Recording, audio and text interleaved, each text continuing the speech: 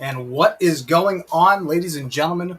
Welcome to Nerd Initiative's first episode of Who in Review. You folks know me as Off the Cuff Tom. I can't tell you how excited I am to go on this wibbly-wobbly, timey-wimey journey with you. But first, cuz it's in my contract. Coming at you live and direct straight from the Sanctum of Awesome. My name is Off the Cuff Tom. Nerd Initiative's Pop Culture Connoisseur. That's right, ladies and gentlemen. We are here. It is Monday night. Why are we on Monday night? Well, there's a reason why. Simply because we're giving you more content. We're starting today. We're starting the new revolution right here on Nerd Initiative. Right there. Nerd Initiative. Yeah, there you go. Right there. Now, the plan is what we're going to be doing here is that on Monday nights, all right? Because we all know Doctor Who. It is synonymous with disappointment. Disappointment as far as, hey, we used to do so many episodes a year. Then it's like, oh, wait. Mid-season finale and shorter episodes and this, that, and the other thing. Look, the TV landscape is what it is nowadays. So what we're going to plan on doing is that after I'm done doing these next few episodes of Doctor Who with my other bullpen companions, all right, we're going to step up and have a new TV review shows. TV being streaming, Netflix, Apple, whatever service you got is going to be on here. Monday nights, 8 o'clock, is where you get to talk TV with us. And I'm the one that gets us started. So I can't tell you how much of an extreme pleasure it is to be able to pass the torch on and share it with everybody right now. All right? So we're talking Who in Review. So we're back. Doctor Who's back. Ncuti Gatwa's back. It's the 15th Doctor. You know, it's episode 2. Not episode 1. It's episode 2. Right? So we're going to be talking about some shows. We're going to have some spoilers. So you're going to have a little spoiler alert right there.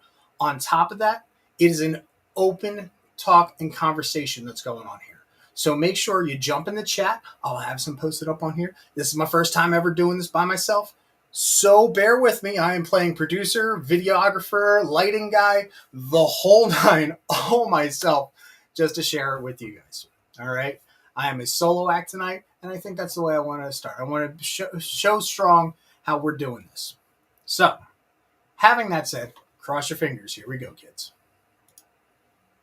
All right, we're going to add that one clicky and that one clicky. And then I'm going to make my face big over here because that's what I do. All right. So, we're talking about space babies because everybody loves babies. Let's talk about space babies.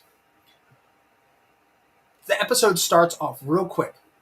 Literally minutes away from the first episode from the Christmas New Year special. The holiday special, I think they call it now. And there's Ruby Sunday, ready to make her choice. Is she going to get in the TARDIS? Is she not getting in the TARDIS? What's going on? She goes right in the TARDIS. She does it. And we get the whole, it's bigger on the inside. That's fine. This is all standard Doctor Who behavior. And that's cool. All right? What's really nice is, too, on top of it, with everything going on, the Doctor explains, I'm this, I'm that, I'm a Time Lord, I'm the last of my kind, you're an orphan, I'm an orphan, so on and so forth. It works out beautifully. Then we go over a few of the rules. And he understands that there's something particularly special about Ruby, being that she's kind of like a fixed point. Everybody's kind of watched Loki, so you have those particular moments in the multiverses where tangents go off of, and that's kind of what Ruby is right there. So her birth and her being left on that church step on, Ruby Road is a fixed point. We can't change it. Because that's going to lead to huge butterfly effects, which I have a theory about. We're going to come back to that much later. So stay tuned. Because trust me, when I go off the cuff on my theories, and someone please put in the chat, he said the thing. So, Ruby jumps in the TARDIS. It's fantastic. Thank you very much, Ken. I appreciate it. I think I know who this is. So, I love you too. And all my buddies over there at the Netheads, also fantastic folks. You guys should go out and check them. So yeah, this is great, and I appreciate everybody, you guys coming along for the ride. Now, So we go back in the past, and she's like, where you want to go? I can go anywhere. You know, I don't do a very good English accent, but I'm going to try my worst while I'm doing this. So we decide, okay, well, let's go to the past. We go and see Oklahoma, where the wind rolls across the plains. But technically, how many billion years ago? Oklahoma, which is fine. She steps on a butterfly, and again, this is all going to go into theory. So they jump back in the TARDIS, and let's go into the future. We go to the future, and very reminiscent of when Rose showed up, or Amy, particularly Rose. You get this. You get that massive look over the Earth or planet, and you realize how small you are in the whole universe. If that's not picking up on some Rose and Eccleston vibes, I don't know, man. Like, you could probably go shot for shot with this. Now, pay mind to what's over here on the side, because the episode's called Space Babies for a reason. We'll get back to that. And again, in the same line as far as Rose or gotta kick out the... Exactly, that butterfly filter is just, you know, it's messing with everything. Or is it? Again, stay tuned for those theories. All right, ZB over here has a very good... I gotta kick out the butterfly filter. It makes sense. You'll see. But again, theory. Stick around. Babies, space babies. Again, hilarious part. One of my pluses for this episode. Next, we do the epitomous. Oh, we're in the 21st century. Gotta do the cell phones. Oh, gotta update it so we can call mom because TV. So Jackie, Mrs. Martha Brown, everybody, there's your nod to you. So, and we still see in the background there are babies in tubes, babies, but particularly, like Ned had said, space babies. And that's what the episode's called, because it says it right there too. Because thank you, Ken. Space babies. Why are they on a floating platform in space? Now, before they got up here, they were in some deep, dark cavern and oh, sorry, not going to spoil that one just yet. We're going to get to that. Sorry, I can see the chat. Hello, chat. Chat is over here, but chat will be here. But I get to control the show. Anyhow, so something goes, scares them. Elevator, space babies. Wait. Yeah, spoilers, sweetie. Seriously, spoilers. I don't have my little book, nor do I have, that wonderful actress. Phenomenal actress. I remember back when she was on ER. Anyhow, I digress. Tangent. We can't tangent. We're talking about Doctor Who. Don't get my ADD to go. Anyhow. Elevator. Boom. Space babies. All right, I'm down. Space babies. They look around. Nanny tells them to go over here.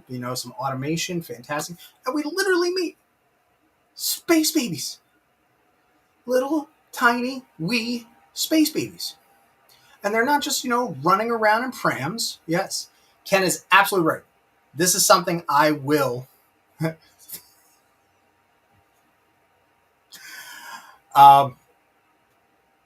Yes, vintage Who's storytelling, and thank you, Mickey. I greatly appreciate it. Folks have told me I've always should do stand-up, but honestly, I'm kind of lazy. I prefer to sit down, as I am right now in the Sanctum of Awesome.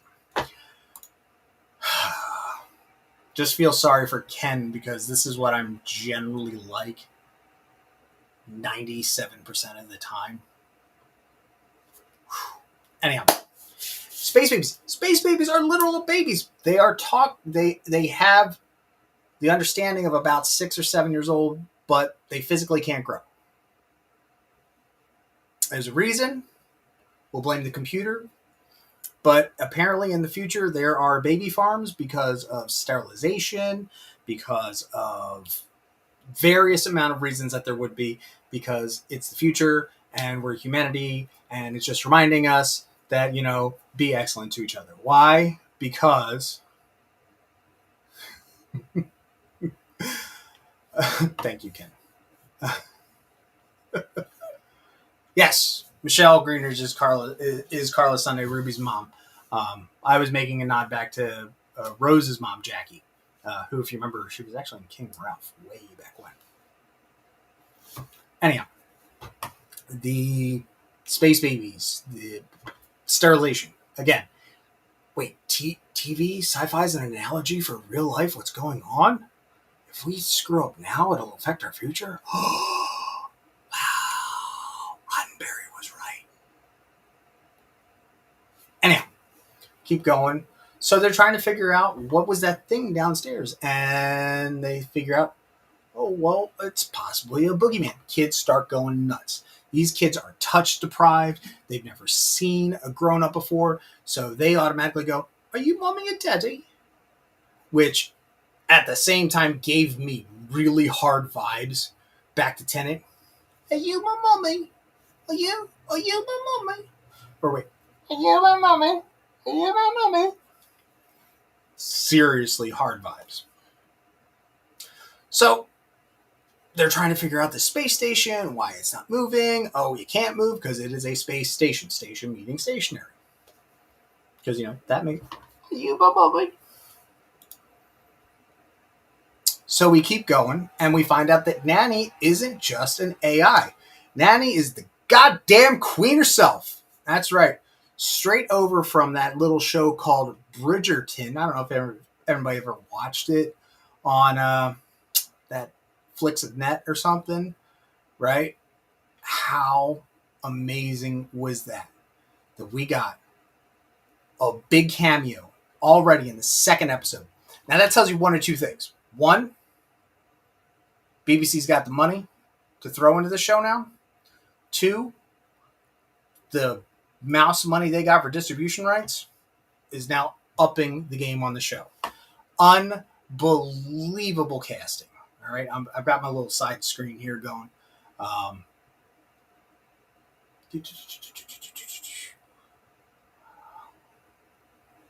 There you go. Golda, I'm going to screw this name up. Nanny was played by Golda Rosheuvel. Again, who played the Queen. And absolutely stole the scene here. To see her go from, oh look, we're talking about tea and crumpets and who's on who, to being on who, being a strong woman who took 7 years away from her life, 6 or 7 years, to take care of these children because they were just going to be left there to be left there. That was it. Because, again, analog of real life, birthing rights. I say it. It's my job. It's off the cuff. That's what I do. But we're not talking politics here or there. I'm just putting it out there. Talk amongst yourself. That is what the chat is for. Exactly. Ken is perfectly right. This was excellent casting. So she goes on to explain she's an accountant. She doesn't know anything about how the systems work. The only thing she knows how to do is go. She hits things, bangs things until it works. I can relate. I had to do something like that today. My job myself. Doesn't understand. So the doc takes his Sonic. Sorry, I left my Sonic in my other Polo. And decides to plug it in to try and help recalibrate the space station. Starts working. But they want to understand, what the heck was that thing? There's babies up here, no babies down here. There's down there. Yes, very funny. So they decide to figure out. And there was one little scene where, the kids are being taken care of. And, they talked about having nappy time and making sure that they're fed and when's dinner. And then we go, oh, time to blow your nose. Plot point. Totally didn't see it coming. Like, as the world's okayest uncle, I thought they were just being cute. There's a reason. Because of two. We come to find out that the teaching algorithm got complicated, complexed, all blah, blah, blah, blah, with the ship's AI. So not only was the teaching algorithm in the system teaching the kids, it was also teaching the ship. And if kids are are supposed to be the good guys, Well, everybody needs a good guy. If your good guys are only as good as your bad guys. So we find out what the creature is. It is the boogeyman. I can't do all those voices. So cheers to the sound effects, guys. And practical effects. This is a suit. This is no CGI. This is classic Doctor Who. We're finally getting back to showing, physical things on screen. And with today's technology, I can only imagine how much this was foam rubber and latex and maybe some wood filler and whatever. But it worked. It looked good. It looked campy. And I'll talk about that shortly. All right? It's the boogeyman. It's literally the boogeyman. This whole is made up of boogers. So, time to blow your noses, kids. It has been collecting boogies or bogies because, we're British. So, it's the bogeyman. For however long they've been over 6 years. So, we've got little kids producing. I probably could extrapolate how much made that, but I'm not gonna because we're here to talk Who and I'm not here to do math. So it's the boogeyman. It's like, okay, well, what do we gotta do? We gotta stop him. We gotta do this. We gotta do that. Ruby has a little admirer as well. One of the kids, absolutely adorable. He goes down to try and save her, and it's hilarious to the point that Nanny starts to see this, and as she's starting to gain control of the ship, she's trying to block off doors and do this and do that. But sadly, because the computer is being a bastard, I can say it, the filter is calling it, "You illegitimate person." Whoever in the writing staff thought of this did such a great job. So they start, moving around the walls and the doors, and, they get the bogeyman, stuck in an airlock. And Nanny decides, screw this, I'm opening the door, and as it's getting sucked out into space in this ooey gooey, phlegmy plasma, bleh, the Doctor has a moment and realizes that something he said. He's the last of his kind. Ruby is alone in the universe herself. So is this boogeyman. He is a one-of-a-kind thing. He starts to feel for it. Realize it's an alive thing. So he himself goes into the airlock to try and save him, which he does. Yay. Everybody wins. Everybody's all happy now. We're not going to talk about that yet. Spoilers. So it all turned out all well and good. But again, this is a space station. Stations stay stationary. Well, apparently there is a intergalactic law, probably because of the Shadow Proclamation and blah, blah, blah, yada, yada, yada, that states that if you're a refugee, you can, as long as you can land on someone's shores, metaphorically, you can find safe haven. But again, station. Can't go from there to there.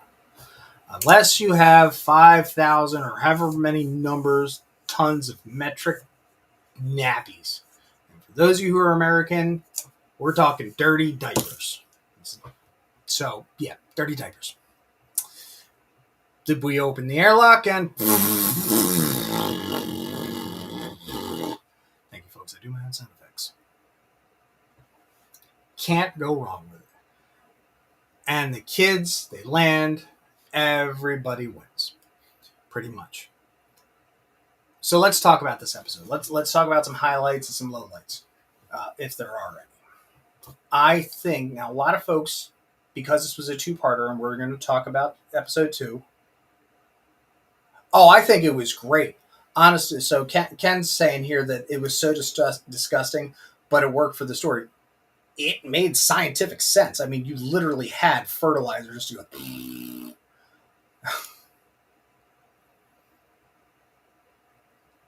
Stepmom's baked beans. Yeah, she should soak them a little bit less, which will give you more of a It'll give your body a little bit more time to break down the compounds, and don't ask how I know. Either way, talking about the episode. Now, because this was a two-parter, folks are already leaning one way or the other. And I implore you, folks, don't. Okay? This is where you get the very big issue, I think, in the Doctor Who fandom. All right? Maybe I'm going on my off-the-cuff soapbox right here, but your doctor is your doctor. Someone else's doctor is their first doctor. Take a moment, enjoy every episode for what it is. I know we just came off a rough patch, all right? So let's still be grateful. We still have Doctor Who. It could be the 80s. We could just go and then get a Fox made-for-TV movie. I don't think we want that. Sci-fi is so popular right now. Let's enjoy the moment that we're in. Take everything, every moment for what it is. Enjoy it. Suck it up. Go with it. Having that said, this was a perfect old school Doctor Who episode. It had camp, it had cheek, it had a lot of great callbacks, and on top of that, some really nice nods and seeing it in a new perspective of scenes we've already seen. Like I said, I referenced the fact that, Ruby looking over the Earth. You gotta, honest to goodness, if you don't have vibes of Rose looking out over the universe with Eccleston, seriously.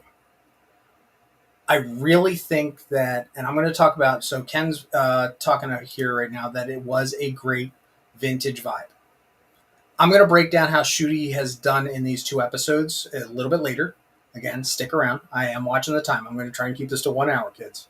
All right?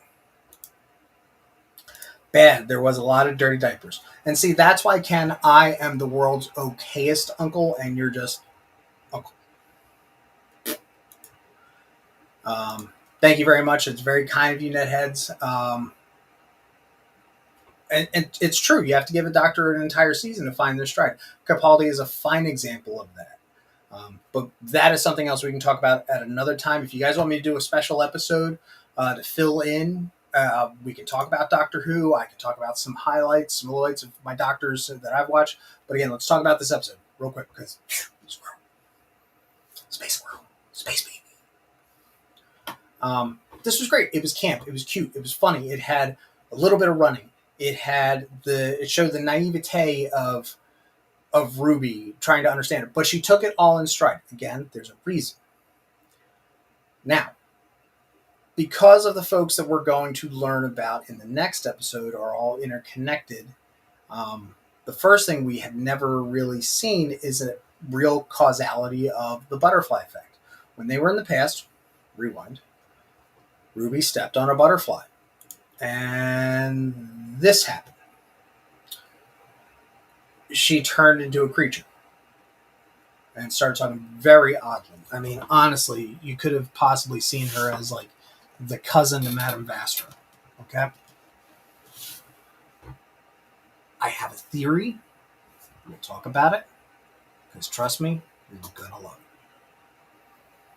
So, let's get on to the next episode. I don't think I have any more pictures. Do I have more pictures? We're going to find out. Nope, we don't. So, episode 2. Switch the title. The Devil's Chord. A lot of folks don't know out here.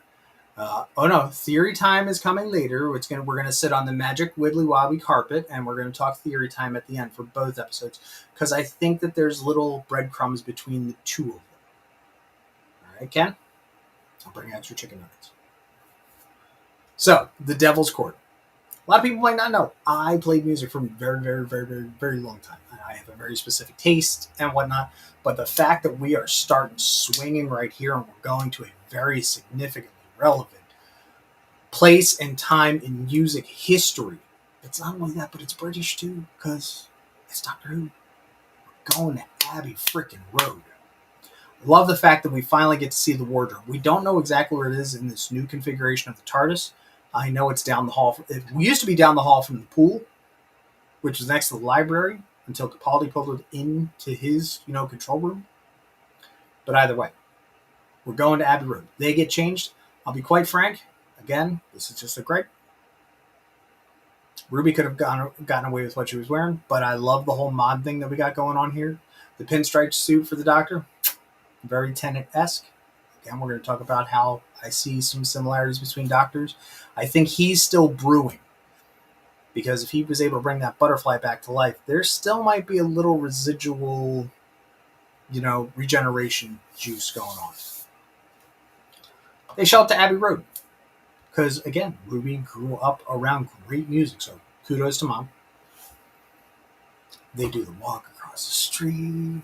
I mean, my nerd vibes, my music vibes, my sci-fi vibes, everything was going off just perfectly. All right. We get to Abbey Road and music sucks. So the Doctor decides, hey, well, let me try and play something.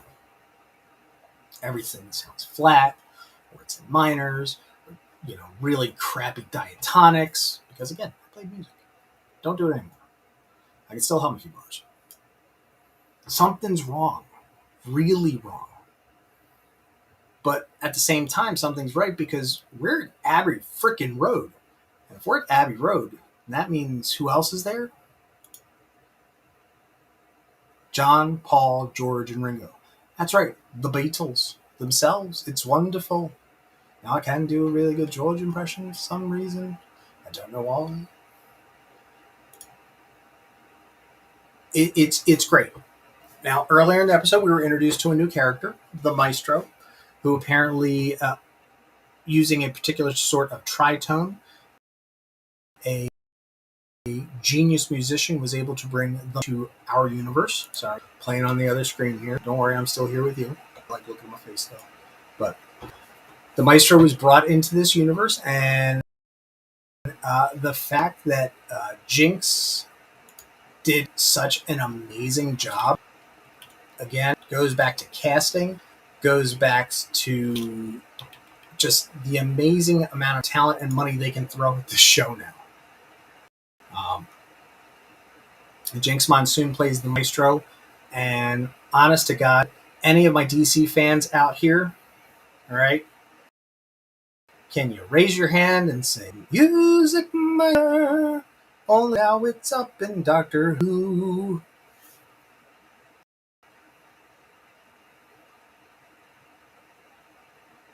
That's a really good point there, Z. Talking about here about the tongue-in-cheek joke about, fashion coming back around.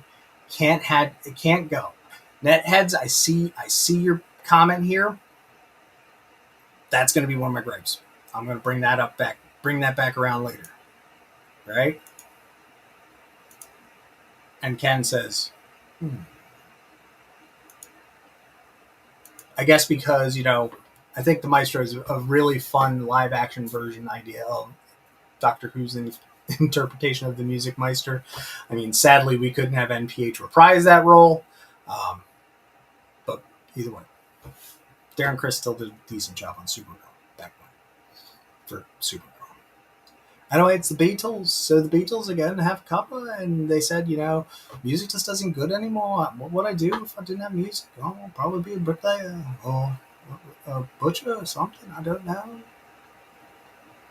And the reason being is the Maestro is literally sucking the soul of music out of people, because the Maestro is creating their new symphony. The symphony of no sound. Now, on two notes. One, I think that's a great idea. I think that is so diabolical. But at the same time, think about it, folks. You had a rough day. You just want to separate from the world. You want to relax. You don't want to hear anything. You need that music. It's solace in silence. And for being as the Maestro, being as big as all powerful, ultimate cosmic power, that's something to achieve. So I get it. How many tens of thousands of years did it take to finally for the Maestro to come over? The fact that the Maestro had a tuning fork that could make things happen at the sonic level. Just saying. It's a really great idea and concept for a bad guy. But the fact that it's not just taking music, but taking the souls out of people and making the world a worse place. that they jumped ahead in the future from this, and I'm going to say alternate timeline. I will absolutely say, I think we're getting some views of alternate timeline with butterfly effects in this season. That war has ravaged the earth. Without music, there's no love. Without love, there's no compassion. Without compassion, there's no understanding. And when there's no understanding, there's war. Again, real life and sci-fi are an analog for each other. Shit. All right, Beatles, cup of tea, no music. I gotta say. And then here we go. Talking about Jinx Monsoon. Jinx, she has done a wonderful job. If we didn't get Neil Patrick Harris as a toy maker in the other episode, this would have been NPH. My full opinion. Can't go wrong with that. Wholeheartedly. But to go from NPH to Jinx Monsoon, I'm still down. Jinx played the unbelievable crescendo and decrescendo and the piccolo and the pizzicato to the big, huge, fortuitous forte in the character. All the little tiny things. Changing their voice when there was an issue. Acting. Amazing. No wonder they were the winner of RuPaul Season 5. Because, I do know. Up next, we got something else. So, long story short, the doctor needs to figure out the anti-chord, so against the devil's chord, to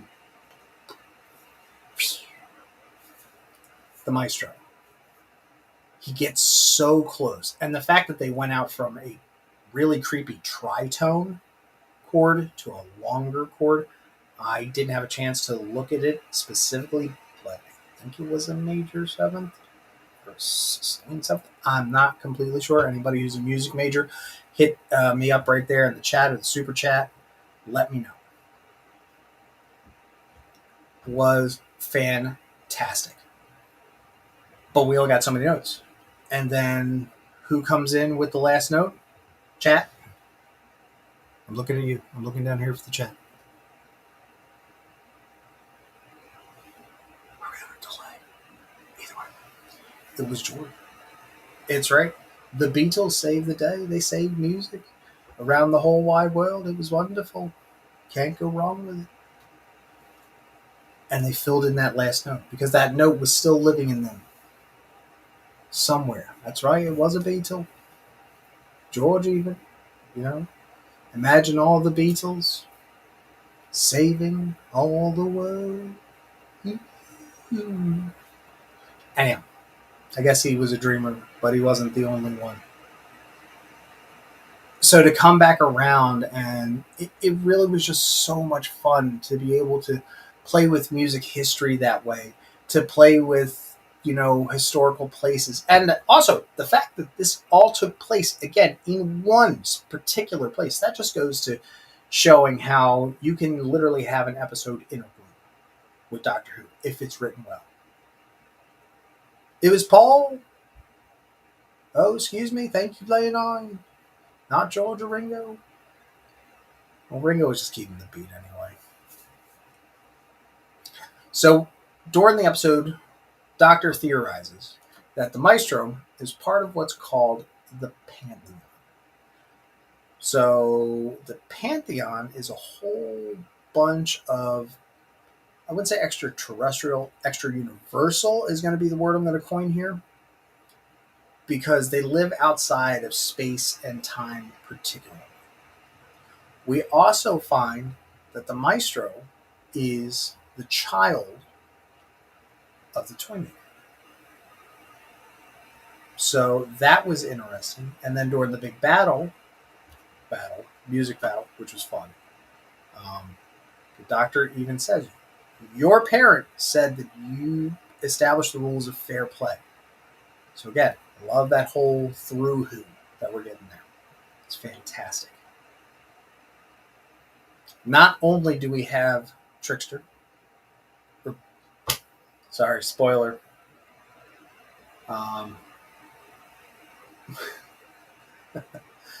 Not only are we getting the toy maker, we're getting the maestro. The pantheon also consists of the trickster. Now, if those of you don't know, who might not have watched any of the other episodes, ancillary media that goes with Doctor Who, the trickster showed up in Sarah Jane Adventures. God bless you, we love you, Sarah Jane. We do miss you hanging out there. And Sarah Jane and David Tennant's 10th Doctor took care of the trickster. I think it's fantastic that we're really building on a very thin thread to go off of. I think that in the past, the little things that have been alluded to, those little threads that we never started with, are finally coming back around smartly. We even got a note to the timeless child saying that the Doctor can't go back. I'm the last of my kind. I don't really know where I come from. I'm an orphan. I think it was great. Now, other fantastic things that we had during this episode were things like the mention that this took place in 19... Oh, that's right. Ken said it. It's all connected. It's more like a rug. I'm telling you. It's not linear. It's more like a rug. And speaking of which, in that rug, we notice that we're in 1962. Who else was in 1962? Oh, thank you. Like I said, this is me. This is why I do this live, ladies and gentlemen. My terrible editing skills has now shrunken Neil Patrick Harris. I'm sorry. From now on, he will now sing soprano because he's all of this. Again, I was 83% sure I did this right. If you know, you know. But also in 1962 happened to have been... Oh, that was my last slide. Look, I'm missing the other slide. Yeah! Awesome. So in 1962, William Hartnell's Doctor had just appeared. So we're literally going full circle, and the 15th Doctor mentions, oh yeah, I just live right down there with my granddaughter, Susan. Whom of which we haven't heard about Susan in years. So... really good nod. You cannot go talk New Who, and eventually, boom, we're going to talk about Susan. That's such a great nod. Now, things that were brought up and a little bit of world building. Again, the Maestro is the child of the toy maker, and that these characters are going to be part of what's called the Pantheon of Discord. You can find them on Discord, not join the Discord and we're going to chat. Discord is, utter chaos, and I'm all about that. I think it's interesting that they're choosing to go this line, and I think it's a really good idea simply for the fact that if we're still going to follow a bit of this timeless child thing, which I think has something to do with it, it's going to make sense in the long run. Now, little other things. During these episodes, we saw that the Doctor had a flashback of Ruby Road, of Ruby being left on the church step, and when he came back from his own memory, there was literal snow around them. Okay? Why? It is one of those fixed points. And then, we also go back to the fact of, I think I clicked it enough. Sorry, one more. We go back to this. Everybody says that it could be the butterfly filter. Here's my big theory. Everybody there? All right? Everybody ready? I'm going to wait in the chat to make sure to at least get 3 I'm readies, and then I will tell you my theory. I can wait.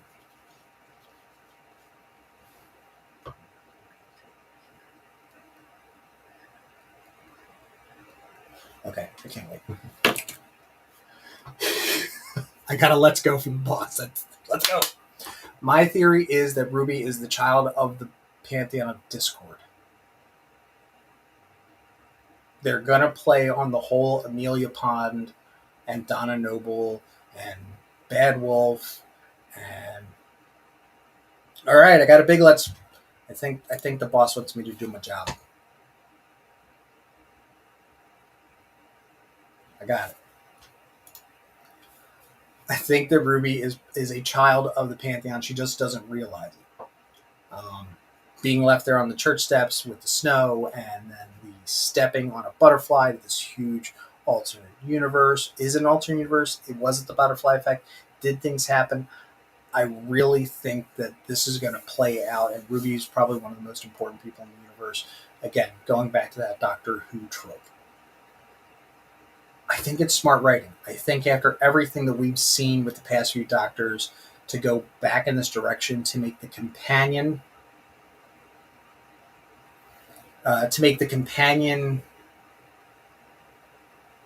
more in line with the story is a great idea.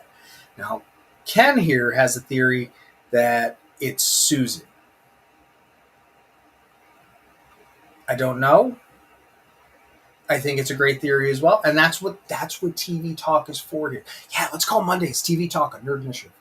I like that. We'll go with that. I think Ken likes that. Ken, tell me, do you like that? I think it's a great idea to be able to tie it all together, to bring the companion back in. I think there was a bit of distance between, say, Bill or the fam with Jodie Whittaker because we focused. It wasn't evenly balanced out. It was kind of spread around. So to go this route is a really good idea. I think we can get some really well-written episodes out of it. And having that said, let's talk about how some of the writing went. Just like Ned had set it up here earlier, that you have to give time to the Doctor, not the Devil's Court. You have to give the Doctor time to find themselves. I saw two different Doctors come out in these two episodes. I saw David Tennant very much in the first episode in Space Babies. The fun, the jovialness, the ooh, what's this button do? And I know Matt Smith had that going for him as well, but I found more Matt Smith in Devil's Court because realizing the significance of music and the souls and the warrior that had lost things. Would I say it's 50% here and 50% there? I think that it was more scene by scene. It was more one Doctor or the other. I think there was very much things of 10 and 11 going on here, and I think that's where Ncuti's kind of aiming for. I think he's going to pick out certain things. I think there's going to be some more Tennant-esque, brainy, smart vibes. I think out of Matt Smith, we're going to get more of the broken warrior, which is one of my favorite things. Speaking of one of my favorite things, I don't know if does it show up on the chat when I do this? Yeah, it's hand pink waving. Hi, honey. I really do think that Ncuti's gonna find his own Doctor in between what these two previous actors put out. I can't wait to see how the actor himself puts himself into the role and mixes it all again to make it all wibbly wobbly, tiny whiny. It's gonna be one very interesting Doctor that we're gonna get out of this. And again, relying on the companion, keeping the companion a companion, because God knows I hate when they do the whole love interest stuff, is a really good idea. So, let's talk in the chat. Let me know what you guys think about these two episodes right now. Is there any other theory that anybody else has here? Player 9 here has the theory that they're starting to realize they're in a TV show or something similar. That's an interesting idea. I've only really ever seen that, not counting Deadpool and the whole fourth wall breaks and Saved by the Bell. The best example I've ever seen of that, because I am the pop culture connoisseur from Nerd Initiative, was the series finale of the 90s Spider-Man. If you think about it, when Peter meets a Spider-Man that doesn't have powers. Why? Because he's from the world where it's an actor. The new TARDIS, I think, is a very smart idea. I think that because it is a brand new Doctor, it is a brand new series, it is a blank slate, and having the whole idea of LED lights to do this, that, and the other thing adds to the fact that it's a blank canvas. Um, Starting off with a single companion, very much evocative of Rose, just like when New Who started. Do we need another companion? I don't know. How are they going to introduce another companion, considering the actress has already confirmed that she is leaving the role? Again, don't know. Um, I think that it's all going to turn out okay. Now, did anybody have any issues with the episodes? I know I saw earlier that we had Netheads mentioned that the musical part of it uh, was a turn off. I don't know Ncuti Gatwa's background. Okay, I do know that the Christmas special with the whole goblins and the singing and the jazz, I was down. I was in for it. Do I think Russell T Davies might have taken a note, say, from that one particular episode of Strange New Worlds? Maybe. Um, does he realize that a lot of folks nowadays have been influenced because of Hamilton, and here we are, how many years later, and musical theater and the showmanship of it is now becoming a real draw? I mean, go back and just a few weeks ago, look at Has Been Hotel. That's amazing. I think incorporating these elements is a good way to get new viewership. At the flip side, I think it's a great way to reinvigorate old viewership, one way or another, whether you got your ire up versus not. For me, I'm down. I'm in. Was the sequence maybe a little too long for me? Yes. But I can't go wrong with it. I mean, I know Ken's probably, bopping right now to that, big scene at the end. I think he is. But having that said, folks, is there anything else we want to talk about? I got time. I got time to spare. Look at that. How about that? If not, I'm going to drop a QR code here because, I got to do my homework. You're doing all this stuff. Now, make sure, if you want to follow me personally, you can scan this QR code right here. I know it's also down in the notes below. It's in the description boxes. It should be on everything on all the holy social medias because I believe I'm out on like 9 different platforms right now. And if I'm not, I will find a 9th one by next week. If not, if you don't want to follow me, because, you just had such a great time, but you want to make sure that you follow everything else I do, make sure tomorrow night, 8 o'clock, same time, same channel, turn a page where we talk about we're talk comics. We really talk comics. And the best part about Turn a Page, it is, if you haven't heard, the internet's greatest comic book club. And if you're not there, then where are you? Seriously. On top of that, if you still want to keep going on with what's going on with the Nerd Initiative, make sure you contact us. Get on the mailing list. And if you are so enthralled with what we're doing here over at the Nerd Initiative, you need to do the thing. Click that QR code, because we love QR codes. If you can't tell, click that last QR code. Get your nerd on. Wear your geek patch with pride, right on your sleeve, right on your hat, right on your cup of coffee. I mean, if you can't, then what's stopping you? There's so many other things going on. On Thursdays, we've got, dropping in from the top rope, Wrestling Like Live. Ken, our editor-in-chief, also works with Rich, our man about the ring, who's going to be bringing you all the news going on in the world in professional wrestling, AEW, Japan, WWE. I think Ken should be impressed at the fact that I at least named 3 of them. Aside from that, we also have a fantastic new show coming out this Friday. Megan is going to be bringing you the review of X-Men 97. I cannot wait to see where she takes this. She's been doing some phenomenal reviews. Make sure that you're following along with us. And again, we appreciate everybody coming along this journey. We really hope to see you folks in the future. I want to see you back here next week, 8 o'clock. It's going to be fun. We're going to have a great time. Ooh, I got more chats. That's right. Definitely, as Ken said. Join in And yes, we do love our QR codes. And again, this is an open conversation. I see a lot of folks up here. You guys can't see this. I can see this. I can see things here. It is a pleasure to be able to start this whole journey with you for the Nerd Initiative. The next wave, the next revolution of the Nerd Initiative is right here. It's right now, and we're happy to have you along with it. Tomorrow night, turn a page, and as always, next time you go to the wait, sorry, that's tomorrow night's thing. As I always like to say back when I was a streamer. Thanks so much. Be excellent to each other. Stay safe out there in cyberland.